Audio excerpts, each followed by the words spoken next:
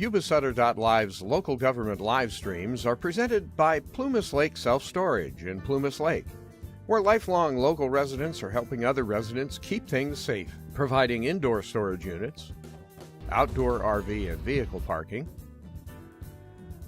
moving supplies, and Penske truck rentals. Details at plumaslakeselfstorage.com. Everyone, it's approximately 6:36, and we will now reconvene to open session. Pledge of Allegiance, Stephen, Vice President of the Board. Please stand for the pledge. Salute. Pledge. I pledge allegiance to the flag of the United States of America and to the republic for which it stands, one nation, under God, indivisible, with liberty. Thank you. Please be seated.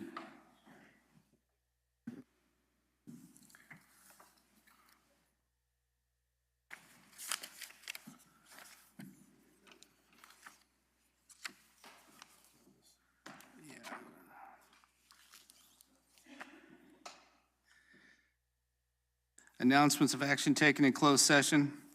By a unanimous vote of 6-0, expulsions EH 25-26-18, 19, and 20 were unanimously approved to those three of expulsions, and then EH 25-26-21 was unanimously approved with a 5-1 vote. And then on suspended expulsion contracts, EH 2526-22 and EH 2526-24, the board approved unanimously 6-0 to approve that suspended expulsion contract.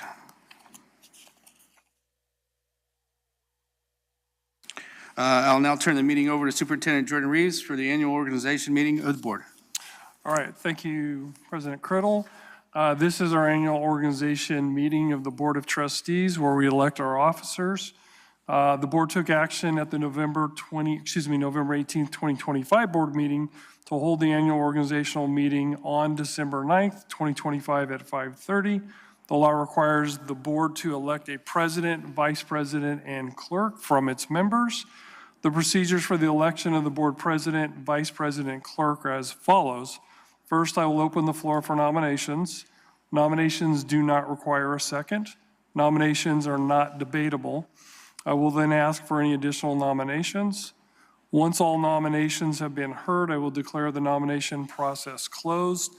The person nominated accepts or declines the nomination. Then a motion for the first nominated candidate will take place.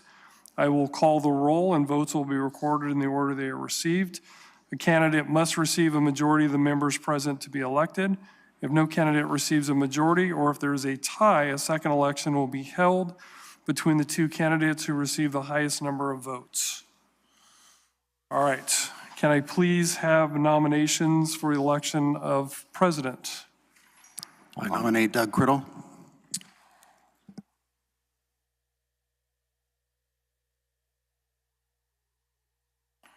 Okay, first nomination, Doug Criddle, nominated by board member Gary Criddle.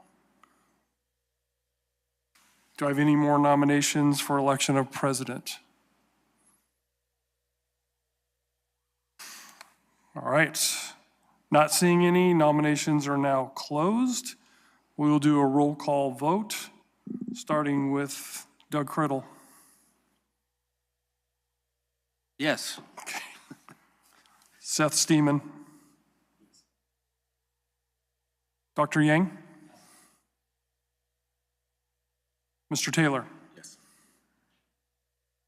Mr. Crawford? Yes. The other Mr. Criddle? Yes. Gary?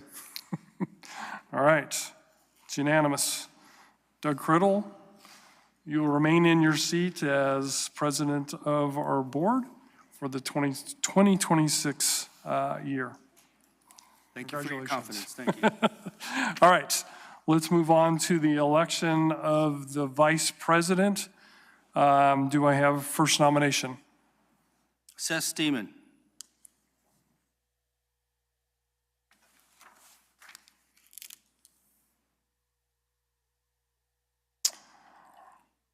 All right. Do I have a second nomination?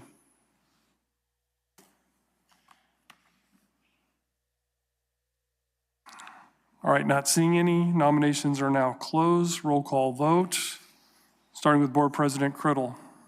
Yes. Mr. Steeman. Dr. Yang.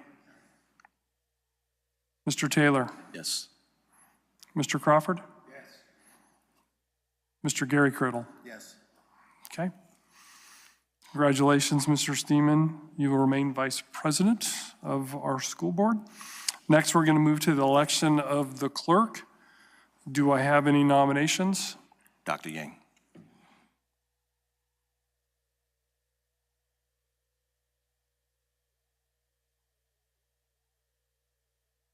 Do I have any more nominations?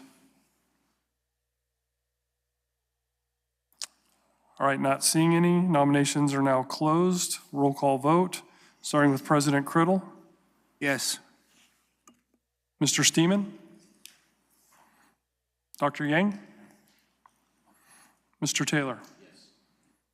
Mr. Crawford? Yes. Mr. Gary Criddle? Yes. Okay. Congratulations, Dr. Yang. Remain clerk of the board.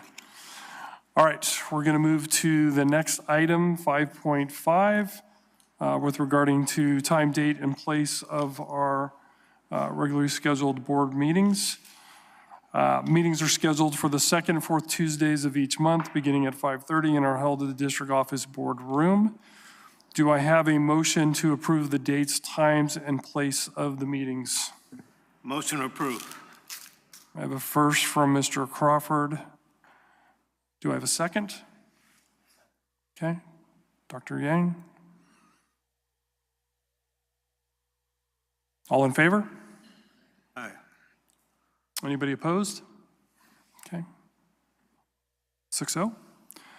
All right, calendar is done. Moving on to the appointment of the superintendent as secretary to the Board of Trustees. I have a motion. Do I have a motion to approve? Okay. Well, I already started writing Doug, so since it's a tie goes to the president. Mr. Criddle has the first. Second? Seth? Mr. Steeman? All in favor?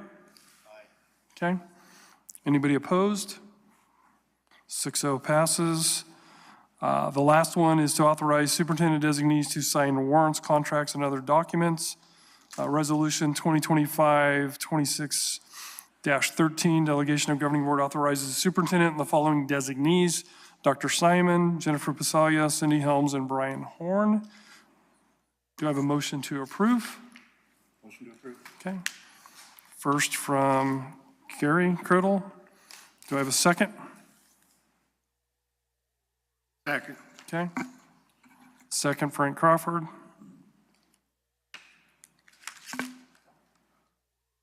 Take a vote. All in favor? Aye. Okay. Any opposed? 6-0 passes. Okay. I will now turn the meeting over to Board President Criddle. Thank you, Mr. Reeves. Move on to number 6, comments from board members. Chong Yang. Yeah, I think it's a little bit, it might be a little bit premature, but we don't have another board meeting, so I just want to wish everybody a good holiday break coming up, and a Merry Christmas for everybody who.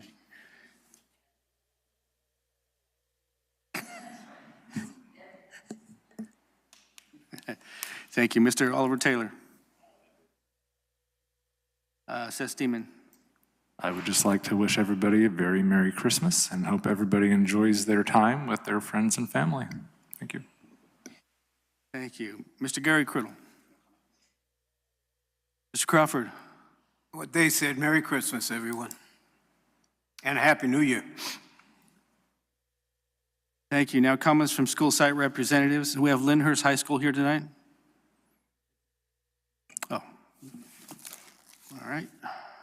Marysville Charter Academy of the Arts.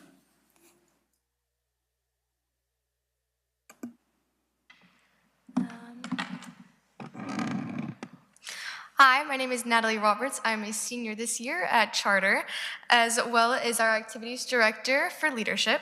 So this is just a recap of this month, basically. So last week was our music week. We had some performers from our mariachi new band, as well as choir had dancers for our final as a singer. And then this month is ninth graders are their fundraiser month. So for this month, they have wintergrams for hot chocolate packets as including with a special note that they can give to friends. And that's for $2, while for $5, they can get a candy cane and marshmallows. For more of this week, oh, and by the way, that's being spelled this week. For this week, on Friday, seniors and juniors are going to a Chico State tour as a field trip. And then for this Thursday, Link Crew is creating gingerbread houses for new students. As well, for this weekend, we have our Saturday winter showcase for dance. Tickets are being $5 for veterans, students, and seniors, $8 for adults, and then 12 and under are for free. Next week is our finals week, Monday being a regular even day. Tuesdays is first and third block, Wednesday is second and fourth block, Thursday is fifth and seventh, and then Friday is sixth and eighth. Including that is our Spirit Week next week as well, with Monday being Pajama Day, Tuesday is Dress My Type Day, Wednesday is Culture Day, Thursday is Ugly Sweater Day, and Friday is our Holiday Dress Up Day. And then next in January, our 11th graders have a dance. They already have their theme, a dance committee, and they are still trying to find their venue. And that is all for what's going on at this moment. Is there any questions or concerns? It was Nellie or Kelly? Natalie. Natalie. Okay, thank you very much, Natalie. I didn't hear the first part of it. It's okay. This is my first time, so. You're doing fine. That is all, so. My first time, too. I just. Well, happy holidays. Thank you. Thank you. Marysville High School?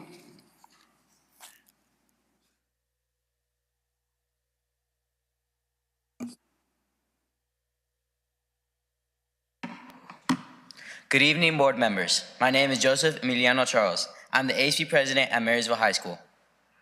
Since last meeting, we've had several events around campus to support students during this busy time and plan on having more before the semester's end. Our drama club had its play at the mall, which was a hit comedy where everyone enjoyed themselves. Shine Bright Dental is planned to come December 12th for their monthly event. And winter sports have kicked off, including boys and girls basketball, boys and girls soccer, and wrestling.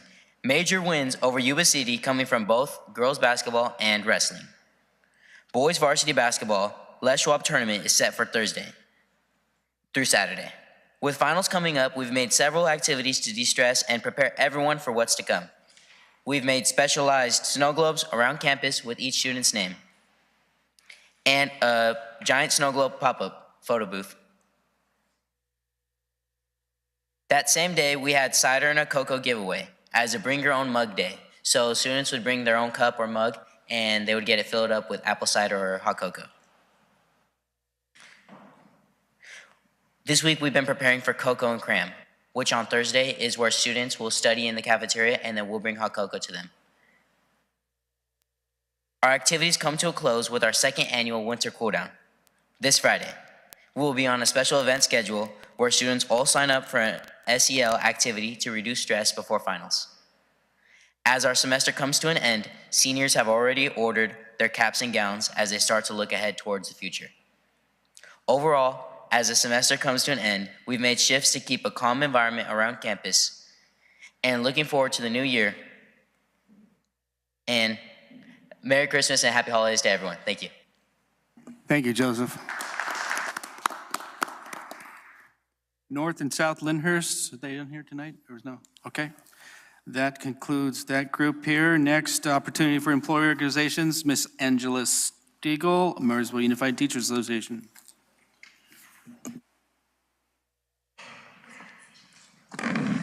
Good evening. I'm Angela Stiegel, President for the Marysville Unified Teachers Association. And first and most importantly, to echo some of the sentiments already heard here and sentiments from behind me as well, we do wish everybody the best over our 2-week winter break that is thankfully very rapidly approaching. For some of us, maybe not rapidly enough, but hey. So for the high school though, just a quick note out to folks. I mean, we are about to be hitting finals for the high school next week on Wednesday, Thursday, Friday. For Marysville High, our other high schools are also going to be having finals coming up. So just know that please do your best to support our students, your students out there as we're getting ready for kind of that heavy hitter kind of week for the end of that. But MUTA does hope that everybody gets to get some well-deserved R&R during that 2 weeks off, as well as getting time to spend some time with people that you love that maybe you haven't spent quite enough time with here in the last couple of weeks due to how busy things are. But also a big thank you out to all of our teachers, our 540 some odd within MUTA for all of the hard work they do. And we do hope that that 2 weeks is very, very kind to them. And with 2026 quickly coming up as well, we hope 2026 is awesome and amazing for everybody. As far as the agenda this evening, there's just one quick thing, and it is, I mean, it is not it's not under our union, it's under CSEA, but the VAPA pairs that are being approved, we were just discussing the job description there, and even though I know it's being approved tonight, if there's any chance that the district and CSEA could, at some point in time, make one small addition within the standards. It mentions the California arts standards, but I believe if we also would make sure that we add the CTE arts, entertainment, and design standards, then that would kind of cover the bases so that those VAPA pairs, we could make sure that not only are they able to help out in what some people consider our traditional arts and performing arts classes like drama, our art, our drawing, that kind of thing, but they could also help out in our CTE classes, which is our media arts typically. I just think that it's a clarification that could really help out now and into the future, especially since media arts are going to be expanding and the CTE model curriculum standards were just updated. So like I said, just putting that out there, hope maybe that addition can be made. That's about the only thing that we have this evening. And so any questions from anybody, feel free to let me know, but otherwise enjoy the rest of your evening. Thank you. Thank you, Angela. Operating engineers, local number 3, California School Employees Association 326 and 648. AMACE, our supervisory unit. Okay, and we don't have any public comments for tonight, correct? Okay.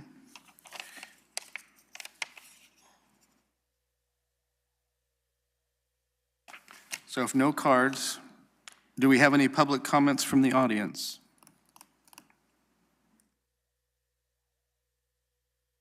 Okay. Number 10, presentations.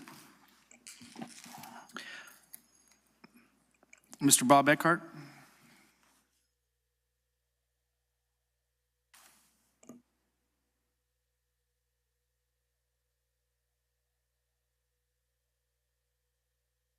Superintendent of Educational Services, and this is Lori Guy, Director of Data and Student Improvement. We are really, really happy to announce and present to you all that last week we attended the CSBA conference, and the UPK3 literacy plan that Ms. Guy had the opportunity to be the tip of the spear received the Golden Bell Award. It's been an amazing program. It's been an amazing journey with some great gains, and the best person to speak about it is going to be Mrs. Guy. Thank you and good evening. As Mr. Eckert announced, we have been awarded the Golden Bell Award for California School Board of State Association. It's one of California's highest honors. The bell in the CSBA Golden Bell Award symbolizes calling attention to excellence in education, promoting innovative programs, and celebrating effective governance within California schools. It represents a sound that signifies outstanding achievement and best practices in meeting diverse student needs, like a school bell signals the start of the learning day. Our winning program, Building Blocks to Literacy, is teacher-driven and teacher-empowered district-wide action plan to ensure students read at grade level by 3rd grade. That's our goal. It's built upon 4 pillars: high-quality instruction, data-driven assessment, professional development, and family engagement. It's developed from the expertise and leadership of our classroom educators. The work has already increased 3rd grade ELA proficiency by 37.5% since we started in 2022-23 on the 3rd grade ELA from the CAS scores. A key strength in the plan is our shared commitment to comprehensive training, ensuring administrators, paraeducators, and teachers all have skills needed to support high-quality literacy instruction. This award reflects a district and community-wide effort. It has literally involved every department, almost every person in this district, working together to build strong foundational literacy skills for our students. And while this is a collective achievement, the leadership, voice, and empowerment of our teachers has been central to the plan's success. From the beginning, we've had teacher representation, and each of the board members, you have received a little bell memento, and so have Angela Stiegel and Erica Schlesler. Angela helped significantly with the board documentation, which is a part of the application process. We have to show documentation that the board supports our program, and we collaborated on the board resolution for Read Across America for the past 2 years. We've had the board resolution passed with all board members showing support of it. In addition, we had little clips from all the slides and presentations that included parts of the literacy plan from different presentations and data that's been shared throughout the 2 years. Erica Schlesler, she was on the literacy plan as a teacher representative, as a MUTA representative, representing kindergarten, and was there the whole way. And it actually started way before that, when I was making a career change. We were on the kindergarten playground at Edgewater, and she said, "Hey, since you're leaving us, can you at least bring us some science of reading training?" And I said, "Yeah, let me see what I can do." I said, "Hey, how about we have a," I said, "I'm supposed to develop a literacy plan. How about if we have a committee, a team?" And she said, "Okay." And I said, "You're my first member, and you're going to represent MUTA and the Edgewater." So it was the very start. The foundational literacy skills that have been embedded into the program, that have been brought to our students, will continue to drive improved student outcomes for years to come. And I just want to thank the board for your continuing support of this essential work.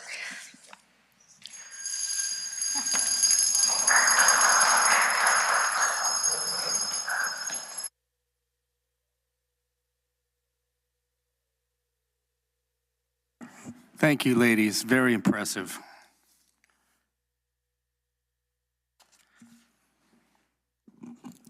Next, 12.1, Superintendent approval of November 18th, 2025.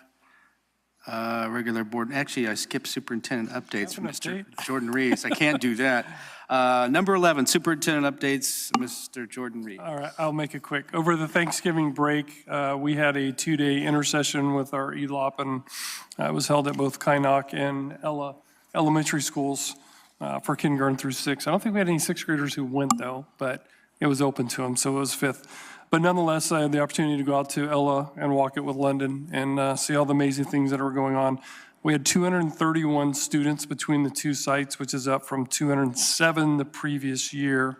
38 teachers were there, 30 STARS employees, 8 support staff, including custodial office, not awful, nutrition services, and transportation. I was amazed to know that transportation were picking students up and taking them to the intercession.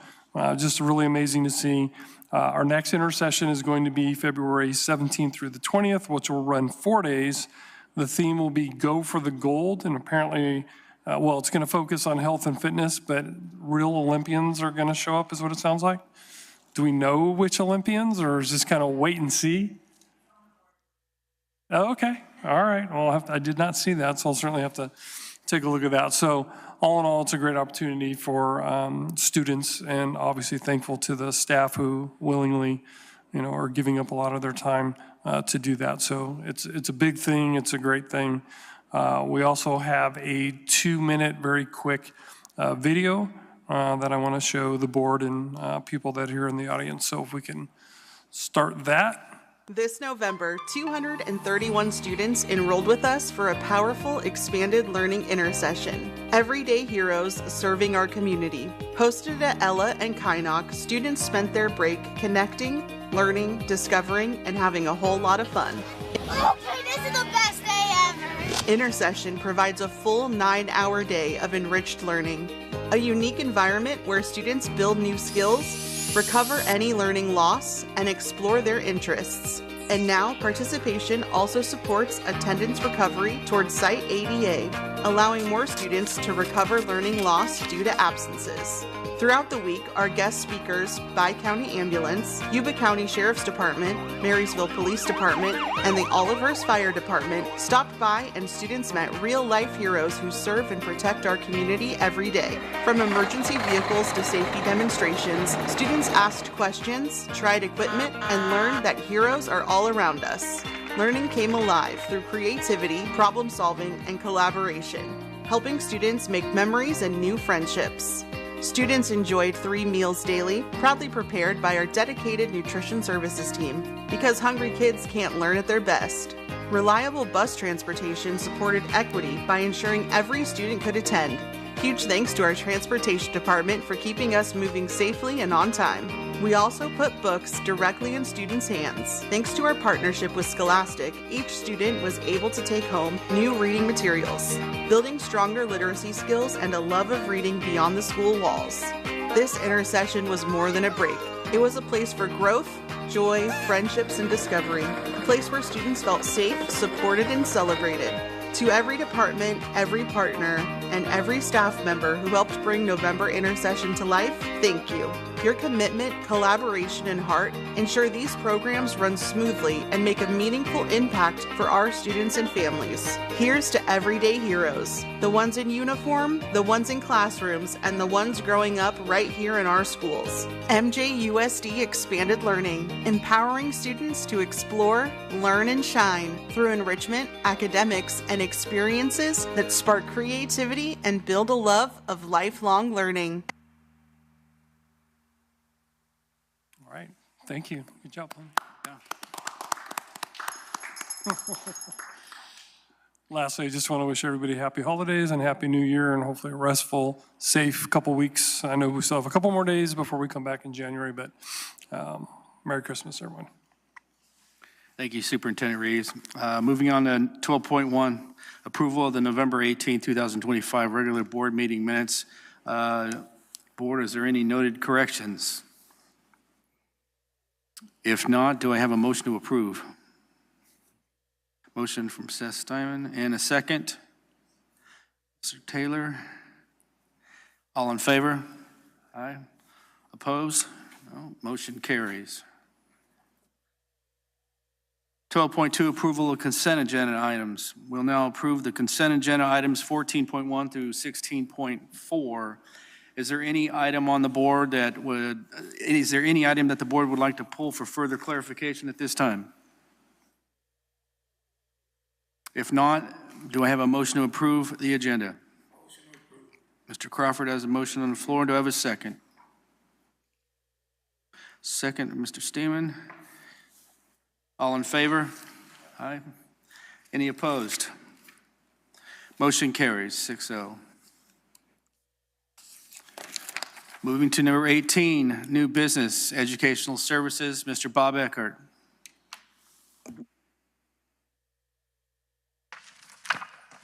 Good evening again, everybody. What we have for tonight, 18.1, is the second read and approval of board policy 5145.13. It rescinds the existing administration regulation AR 5141 in response to immigration, and then approving newly adopted Administrative Regulation AR 5141.19, caregiver affidavit. Both of these things we need to do to become in compliance with AB 495, which goes into effect January 1, 2026. Are there any questions on the second read? If there's no questions for Mr. Eckert, do I have a motion to approve? Frank Crawford on the floor for a motion first and a second. Mr. Steeman, all in favor? Any opposed? Motion carries 6-0. Thank you. Thank you, Bob.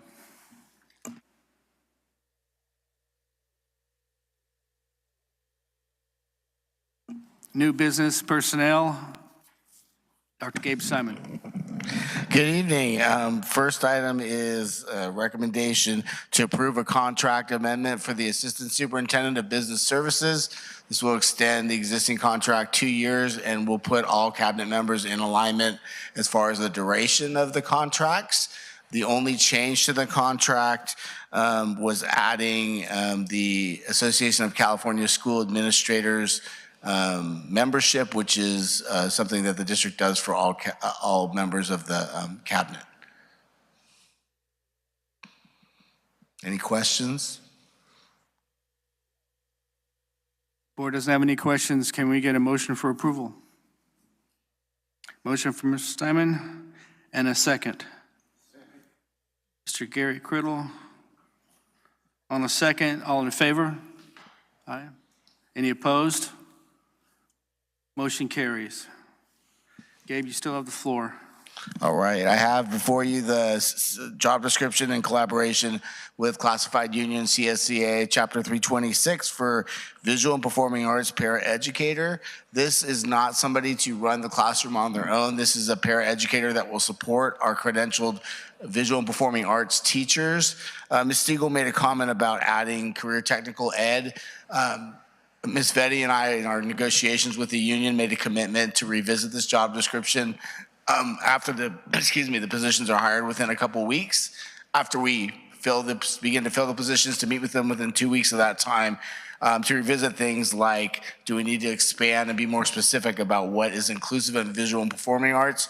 We can certainly add in descriptors or conversations about CTE, because the intent when we negotiated was to include those classrooms for this level of support. So from the high school all the way down to elementary, the intent was anything related to visual, performing arts, media, technology would all have, budget permitting, access to a VAPA paraeducator to support the instruction of the credentialed teacher in the classroom and provide mainly support to the students.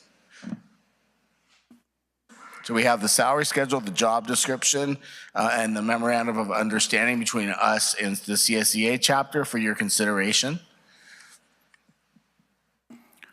Board members have any additional questions for Dr. Simon? And just a reminder, it is challenging to spend these funds as we can't supplant existing positions. And it's difficult to find credentialed visual and performing arts educators. This will provide needed support to those classrooms and allow us to spend down some of our Proposition 28 funds. With that, do I have a motion for approval? Mr. Crawford has a motion on the floor. Do I have a second? Mr. Gary Criddle with a second. All in favor? Aye. Any opposed? Motion carries 6-0. Thank you. Thank you, Dr. Simon. Moving on to new business, business services 20.1, approval of the 25-26 first interim financial report. Ms. Jennifer Pasalia will present the board. Good evening, thank you.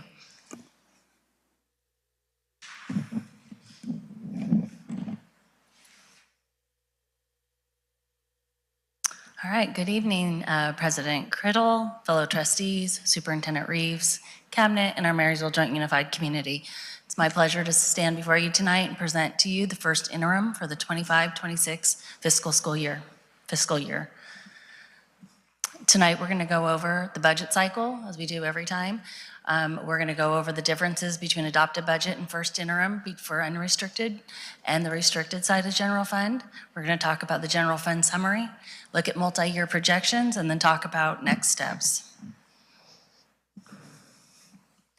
So this is the budget cycle. We're always working in 3 years. We're looking at the prior year, the current year, and then we're going to look ahead to what's coming up ahead of us.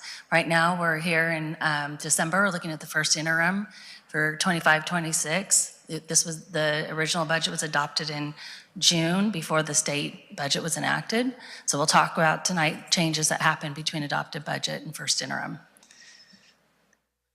So first, we'll start with the unrestricted side of the general fund. That's the side that really runs the operations of the school district. Most of our salary and benefits and our utilities and any kind of operating expenditures come out of this side. This is a look at our revenues from the adopted budget to first interim. We have an increase of about 1.1 million overall. That 1.1 million is mostly from our local control funding formula. Back when the state enacted the budget for 25-26, they added on a TK ratio for our LCFF dollars. And we also increased our unduplicated count from 72.69% to 74.6%. And that is a big shout out and thank you to the school sites for working with our families to get our program funding forms in, and to the technology department. They did a great job that increased our number. We also had an adjustment to the teacher residency grant. We over budgeted the revenue, so we had to make that adjustment. Here are our expenditures. We had a 1.8 increase overall in our unrestricted expenditures, and we'll talk about in the next slides what were some of those reasons. We had a salary and benefits decrease. So what happens when in May, when we're projecting the budget, we put in all the positions and we go through the summer, we do all of the hiring, and then at first interim, we clean everything up and match it to budget. Our books and supplies increased by about 1.7. That is from our lottery carryover. Our sites had carryover into the next year from their 24-25 school year.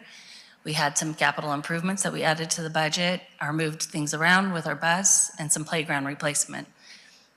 We had other outgo increase by 1.6 million in a realignment with our indirect costs from restricted programs. On our restricted program side, restricted funds, those are our programs and grants and allocations for specific purposes.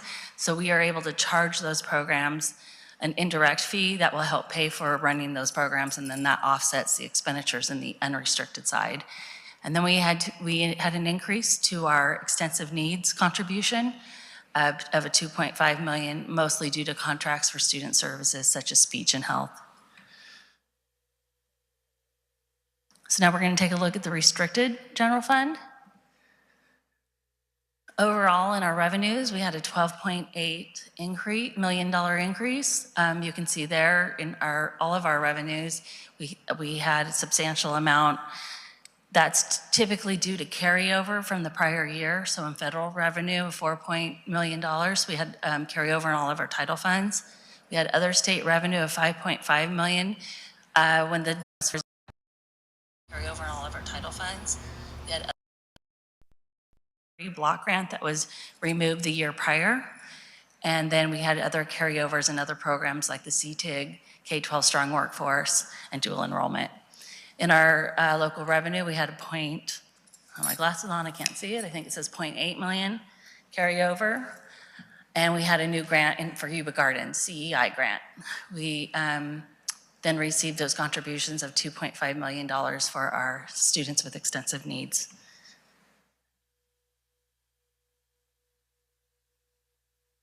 Did I just do this? Oh, that was revenue. Okay, here we are. We're in expenditures for restricted general fund. We had a $32.5 million increase. A lot of that is tied to the revenues that I just spoke about with carryover. When we budget in the carryover, we budget in those expenditures to go along to spend. Here's a look at the breakdown of that $32.5 million. We had a $3.3 million increase in salary and benefits in various programs, such as our Expanded Learning Opportunities program, Title Funds, CCSPP. That's the bulk of those.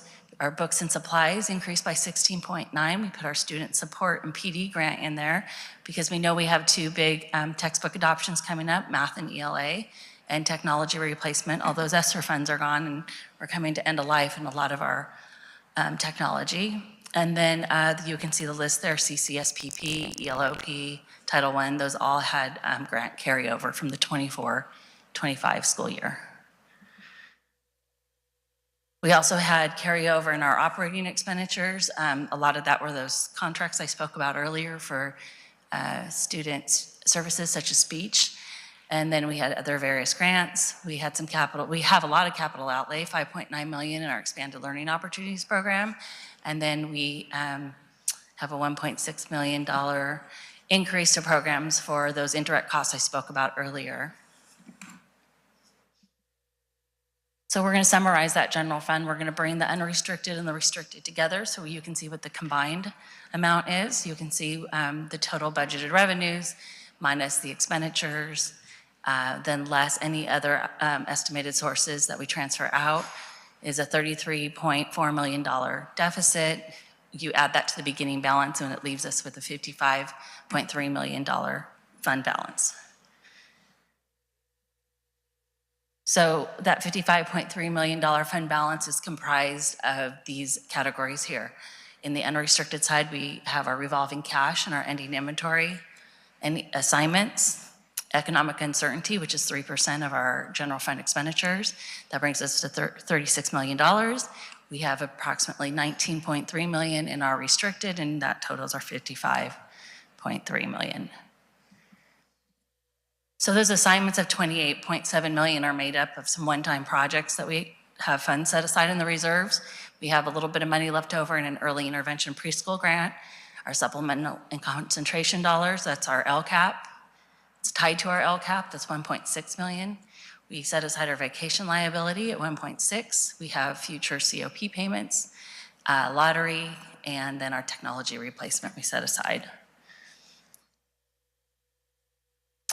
So as a budget planning tool, and it's also state law, we have a multi-year projections where we take our current year and we project out for the next 2 years. And this is a recap of just the unrestricted side, the operation side of the budget. And you can see that in the out years, we're projected at deficit spending $8.7 million in 26.27, 27, 28, $7.5 million, bringing us down to a $19.8 million total projected ending fund balance. So when we're planning out, we're working on the multi-year, we use various planning factors for our revenue and for our expenditures. So we use the Department of Finance, COLA. There it shows us for 26-27 at 3.02. We have heard lately, and we'll find out in January for certainty, that it'll be around 2.51% COLA, and that the state received more revenues than anticipated in 24-25, so the school districts will be seeing a lot excessive amounts of one-time dollars coming back at us next year. We don't have that in those multi-year, but that will change when we come back at second interim. We also use the STRS and PERS employer rates, and we also look at our step and column costs for our salary and benefits. And then we use all of that with our enrollment and ADA projections to project out our revenue and our expenditures. So coming up next, we're going to be starting the LCAP portion. That's the Local Control Accountability Plan. And then we will be attending in Sacramento the governor's workshop to find out what the governor proposes for the 26-27 budget year. And then I'll be back here in March to give you the second interim update. I want to thank all of you for your support, and I want to thank the fiscal department, Cindy Holmes, Amy Littlefield, and everybody else in there for all their hard work. Thank you. Thank you, Jen. Does the board have any questions for Jen? Go ahead. I just have a question on page 12, if you go back to page 12. Yep. So on page 12, we jumped 16.9 million increase in book and supplies. Yes. And then you explain where that came from. So if you move to the next page, what you see is that it came from books and supplies, 16.9, student support.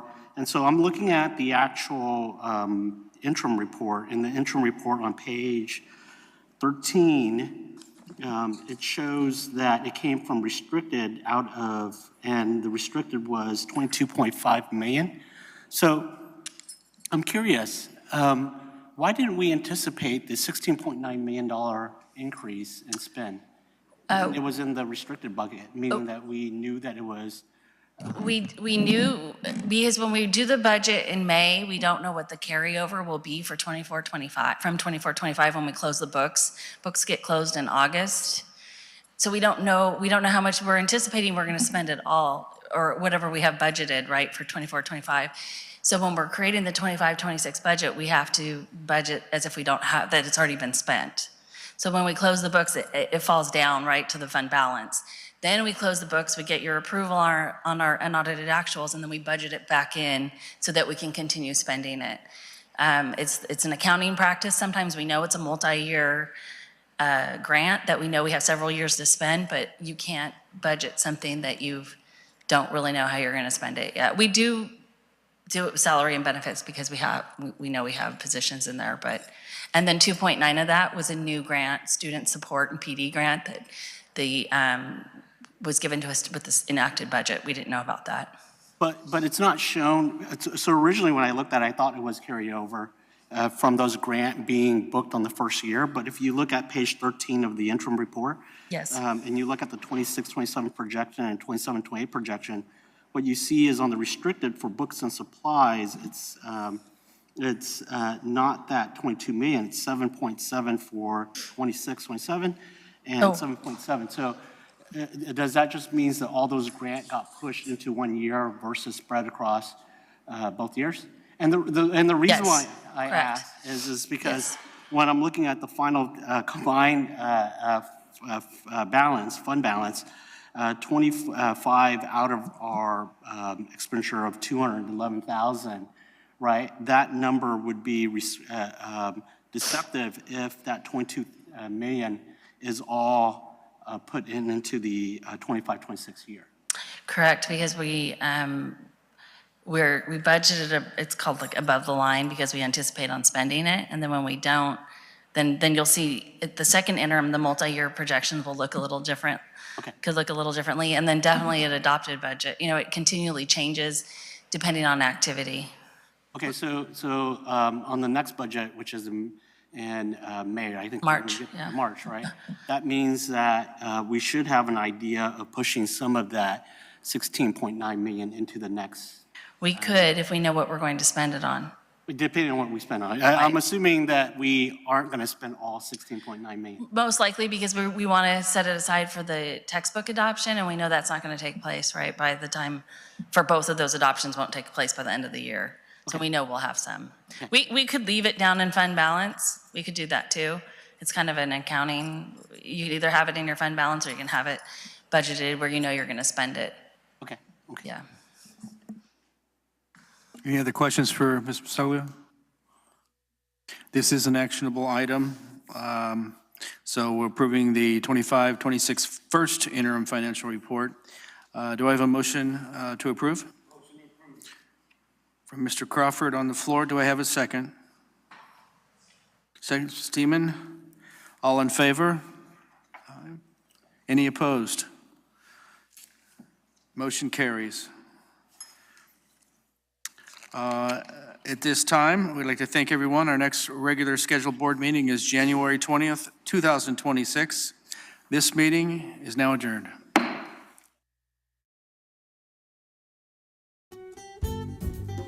Yuba-Sutter.Live's local government live streams are presented by Plumas Lake Self-Storage in Plumas Lake, where lifelong local residents are helping other residents keep things safe, providing indoor storage units, outdoor RV and vehicle parking,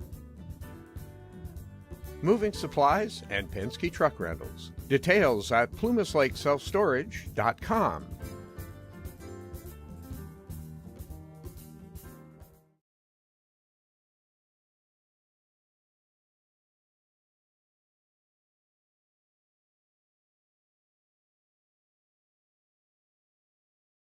Hi, I'm Neil Goforth of Comfort Keepers of Yuba, Sutter, and Nevada counties.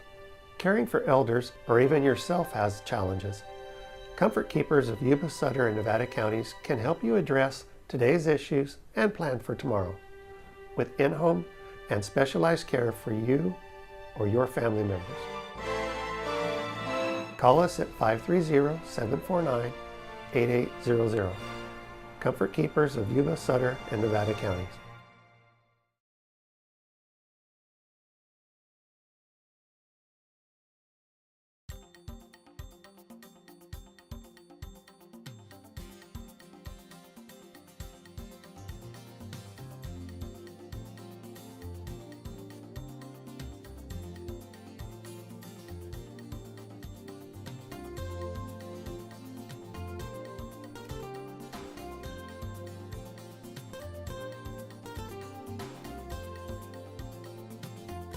This weekend on Yuba-Sutter.live, Christmas continues. On Saturday, December 13th, we'll be at the 9 a.m. Wreaths Across America, live from Sutter Cemetery. At 2 p.m., we'll check in with the Yuba City Christmas Stroll to find out what's happening. And at 5 o'clock, we'll bring you the Olivehurst Christmas Parade, live from Olivehurst Avenue, presented by Duke's Diner on 7th Avenue in Olivehurst, and by Comfort Keepers of Yuba-Sutter and Nevada counties. Sunday, December 14th at 6 p.m., Wreaths Across America replay, and at 7 p.m., the Olivehurst Christmas Parade replay. Christmas in Yuba-Sutter continues this weekend on Yuba-Sutter.live. Yuba-Sutter.live, it's the truth that comes through.